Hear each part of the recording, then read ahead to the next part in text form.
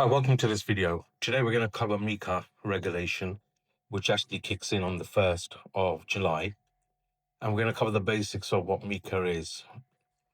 So what MiCA is, it actually is regulation that actually protects customers, consumers, and reduces fraud and scams.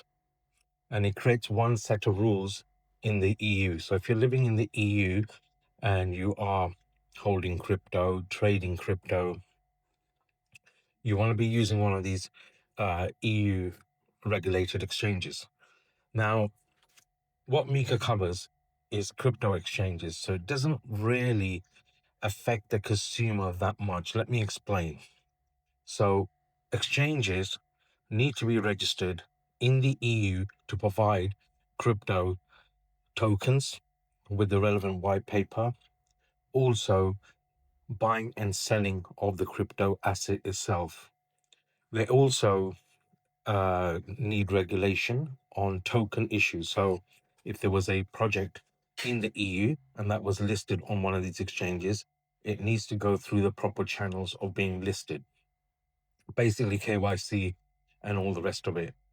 Also what MiCA covers is stable coins. So there will be like a ban on Tether, and you'll be using USDC instead, and Binance coin or whatever stable coin is out there.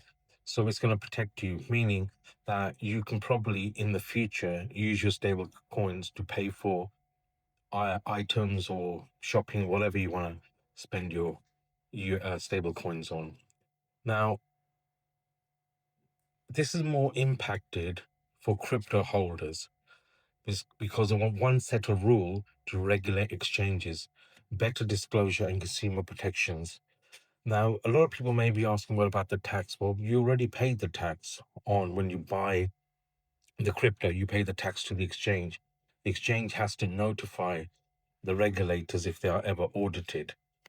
Now, some tokens will be delisted from EU platforms. So if you're living in the EU and you're on another exchange, and let's say you want to cash out those tokens or that crypto, you still will have to come to an EU regulated exchange.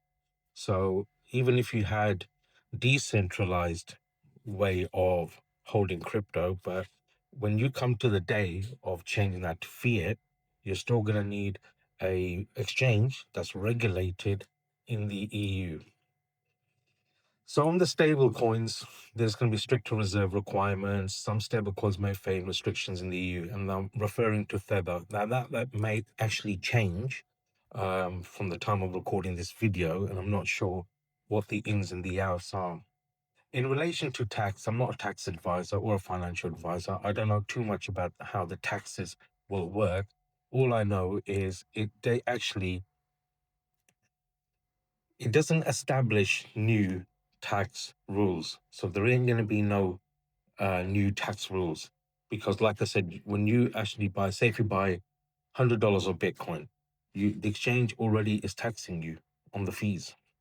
So when you come to actually put that into fiat or convert that to fiat and through your bank account, there will be a small fee for converting that, and then the tax is already paid from the exchange. Now, any exchange that's not operating this way from July the 1st cannot legally operate in the EU. So you gotta have a license, you gotta have a registered office, and you cannot promote other exchanges and sponsorships. What I mean by that, that's what I've confused you, is let's say there's a football game and you have exchange A, but exchange A is listed in Canada somewhere.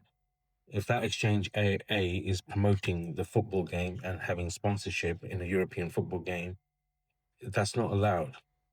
So the exchange can only sponsor as well if they're based in the EU. So it does change everything. And a lot of people are thinking this is a bad thing. It's not really a bad thing, because institutes and banks want to provide crypto. They want a better gateway so you can convert, your crypto into fiat. They needed this regulation, and eventually I think the whole world will be like this.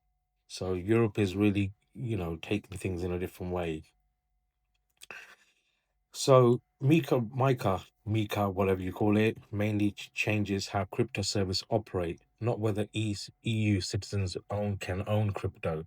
So it doesn't really affect the user that much, because even if you are currently right now trying to convert your Bitcoin and you put it through an exchange, then you put it through, say, one of these banks like Revolut or anything, it's still recorded, so you can't do anything about that.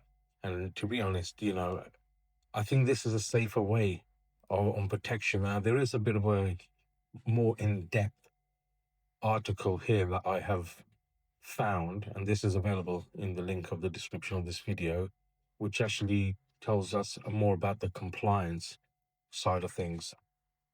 So, providing a clear, fair, and non-misleading communication to users.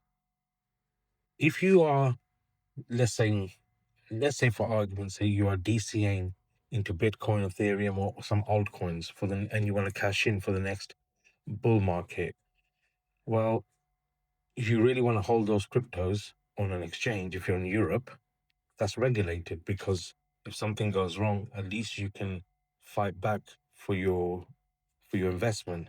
A bit like the FTX situation. You don't want to be in that situation. So is this a good thing or a bad thing? I personally think it's a good thing.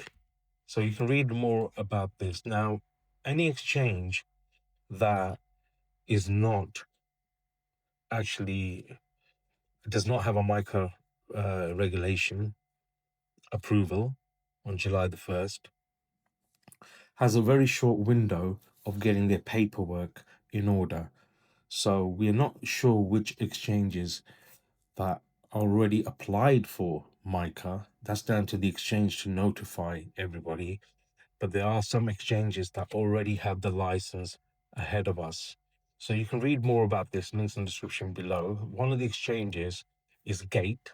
So Gate are actually licensed under MiCA and are in full compliance and regulation. And it's probably an exchange I will use to store my crypto on there because it's regulated. Now, some other exchanges may pop up, but at the moment, Gate is one of the first ones to have a full license, so they're actually got a full compliance with regulations.